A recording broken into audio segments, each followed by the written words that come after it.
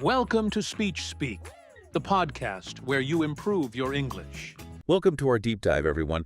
Today, we're going to be looking at something that's pretty interesting. I think a lot of people, struggle with this, and that is thinking in English.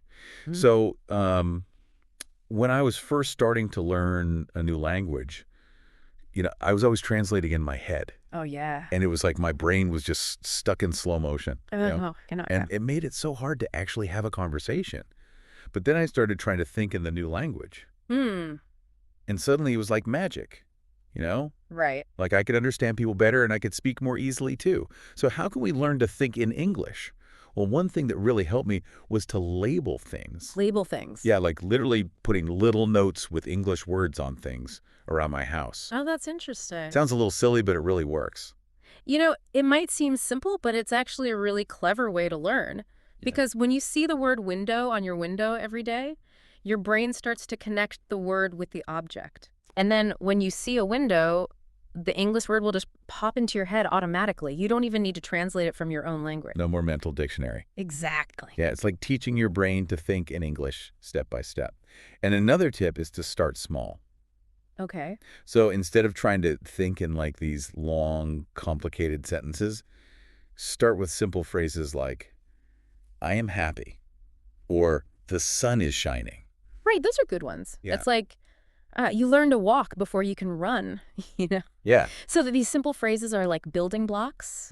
And once you feel comfortable with those, you can start putting them together to make longer sentences. Like a puzzle. Yeah, exactly. You start with the easy pieces and then you can build up to the harder ones. And speaking of trying things out, there's this one idea that I found really funny at first, but now I think it's pretty smart. Okay, what's that? It's the idea of talking to yourself in English. Oh. Yeah. At first I thought that was a bit strange. But I started trying it and I was really surprised by how helpful it can be. Really? Yeah, like imagine you're cooking dinner. Instead of thinking in your own language, you can say things like, I am cutting the vegetables, or I am adding the spices. It's like having a little English conversation with yourself. Right. And the best part is that no one can hear you. Exactly. So you don't have to feel shy or worried about making mistakes. You can practice anything you want. Exactly. You can even have like pretend conversations in your head. Like imagine someone asks you, how was your weekend? Okay. You can practice your answer in English even if you're just talking to yourself. Oh, that's a good one. Yeah, the more you practice, the more natural it will feel to actually speak English in real life situations. It's like giving your brain a secret workout. Yeah, exactly. And there's another fun way to practice English that we can do every day, and it involves our phones and our computers. Okay. Have you ever thought about changing all the settings to English? Oh, that's a good idea. Most of us spend so much time on our phones and computers. Yeah. So why not use that time to learn English? When you change the language settings, you're constantly seeing English words. And it helps you learn new vocabulary without even realizing it. Yeah, and it's not just about learning new words. It's about getting used to seeing English everywhere. Right. It makes English feel more normal and less scary. Like it's just part of your everyday life. Exactly. And you never know, maybe you'll discover some cool new apps or features that you didn't even know about before. Right. It's like a little adventure. Yeah. Okay, so we've talked about labeling things, starting with simple phrases, talking to ourselves, and changing our text settings. Yeah. But there's another really interesting way to practice thinking in English. Okay. And it involves our imaginations. Ooh, I like that. Yeah, this one's all about using your creativity. Okay. It's called thinking in situations. Thinking in situations. Yeah, basically you imagine yourself in different places and situations, and you try to think about what you would say and do. In English, of course. Oh, that's interesting. Yeah, like making little movies in your head. I like it. So let's say you're imagining yourself at a coffee shop. Okay. You can think, I am ordering a latte, or I am talking to my friend about my day. Right. Yeah. Or maybe you're imagining yourself at a store. You could think, I am looking for a new shirt, or I am asking the salesperson for help. Exactly. It's a great way to practice English for all kinds of different situations. Yeah. And the more you practice, the easier it will be to think and speak in English in real life. I agree. Yeah. I agree with that. Awesome. Yeah. So it's all about using your imagination and getting creative with it. That's right. Yeah. Like you're building a muscle, Oh, The more you use it, the stronger it gets. I like that. Yeah. So even if it feels hard at first, we just need to keep practicing? It's like right? learning to ride a bike. Yeah. You might fall a few times, but eventually you get the hang of it. Exactly. And don't worry about making mistakes. Yeah. Everyone makes mistakes when they're learning something new. Right. It's all part of the process. That's true. When I was learning to ride a bike, I fell off a lot, Oh, yeah. but I kept practicing, and eventually I learned how to ride. It's the same with learning English. Right. The more you practice, the better you'll get. Exactly. And, one of the best ways to practice is by writing in English. Oh, like keeping a journal. Yes, journaling is a great way to practice thinking and writing in English. Okay. You can write about anything you want, your day, your thoughts, your dreams. I've never tried writing a journal in English before. Oh, really? Yeah. What kind of things could I write about? Well, you could start by writing about your day. What did you do today? What did you eat? Who did you talk to? Oh, okay. Simple things like that. Yeah, that sounds easy enough. Right. I could also write about like my hobbies Yeah. or my favorite things or my plans for the future. Exactly. And don't worry about making mistakes. No one is going to read your journal except for you. Yeah. It's just for you to practice your English. I like that idea. It's like a secret place to practice English. Right. And another great way to practice is to use English in your everyday life. What do you mean? Well, think about all the things that you do every day. Do you listen to music? Yeah. Do you watch TV? Mm-hmm. Do you use social media? I do all of those things. Great. So try doing those things in English. Oh, Listen to English music, watch English TV shows, read English posts on social media. that's a great idea. I never thought about using those things to practice English before. It's a fun way to learn, Yeah. and you'll be surprised at how much English you can pick up just by doing things you already enjoy. I'm going to try that. I love listening to music, so I'm going to start listening to more English songs. And don't worry if you don't understand every word at first. Right. Just try to get the general idea. Okay. The more you listen, the more you'll understand. Okay, so we've talked about practicing by writing in English, using English in our everyday lives, and labeling things around the house. Uh-huh. Are there any other ways we can practice thinking in English? Yes. Another great way to practice is to think in English when you are doing other things. What do you mean? Well, think about things you do every day, like getting dressed, eating breakfast, or walking to work. Okay.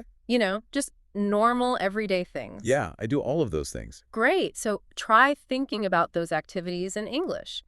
For example, when you're getting dressed, you can think, I am putting on my shirt. I am putting on my pants. Oh, that's a good idea. Yeah, I can also think in English when I'm cooking dinner or taking a shower or brushing my teeth. exactly. The more you practice thinking in English, the easier it will become. Yeah, And soon you'll be thinking in English without even trying. that would be amazing. It is possible. And one of the biggest challenges that people face when they're trying to think in English is that they get scared of making mistakes. I can understand that. Oh, It's hard to feel confident when you're not sure if you're saying things correctly. right. But it's important to remember that everyone makes mistakes. It's part of the learning process. That's true. I make mistakes all the time, even in my own language. Exactly. So don't be afraid to make mistakes when you are speaking English. Okay. The important thing is to keep practicing. Right. The more you practice, the fewer mistakes you will make. That makes sense. I guess it's all about being patient with myself and not giving up. Right. And remember, learning English is a journey, not a race. It takes time and effort, Yeah. but it's worth it. I agree. And thinking in English isn't just about learning the language, it's also about opening your mind to new ways of thinking and seeing the world. That's interesting. I never thought about it that way before. It's true. When you learn a new language, you learn about a new culture, you learn new ways of expressing yourself, Yeah. you learn new ways of understanding the world. Wow, that's amazing. Keep practicing your English and don't be afraid to explore the world through the lens of this new language. Hey, well, this has been really helpful. I feel more motivated than ever to keep learning English. That's great to hear. I'm glad we could help. So is there anything else we should keep in mind as we continue on our journey to thinking in English? Well, one important thing is to be patient with yourself. Oh, yeah. That's good advice. Sometimes I get frustrated when I don't understand something or can't remember a word. It's totally normal to feel that way. So what can we do when we feel like giving up? One thing that can help is to remember why you started learning English in the first place. Oh, that's a good idea. I want to learn English so I can travel to different countries and talk to people from all over the world. That's a great goal. And when you're feeling discouraged, just think about all the amazing experiences you'll have when you can speak English fluently. I can't wait. Yeah. And another thing that can help is to find ways to make learning English fun. Okay, like what? Well, there are so many different ways to learn English. You can watch movies, listen to music, read books, play games, or even just chat with friends online. I love watching movies. Great! So try watching some English movies with subtitles, or you can listen to English music and try to sing along. The important thing is to find activities that you enjoy and that make you want to keep learning. That makes sense. If I'm having fun, Well, I'll be more likely to stick with it. exactly. And remember, every little bit of practice helps. Even if you only have a few minutes each day, you can still make progress. I'm going to try to make English a part of my daily routine. Like, I could listen to English podcasts while I'm getting ready in the morning, or watch an English TV show before I go to bed. That's a great plan. And one of the best things about learning English is that it opens up a whole new world of possibilities. How so? Well, when you can speak English, you can communicate with people from all over the world. You can travel to new places, experience new cultures, and learn about new things. Wow, that's so exciting. It is. And you never know where your English skills might take you. You might get a new job, make new friends, or even fall in love with someone who speaks English. That would be amazing. So keep practicing and don't be afraid to dream big. Okay, I will. Thanks for all the great tips. I'm feeling really inspired to keep learning English. You're welcome.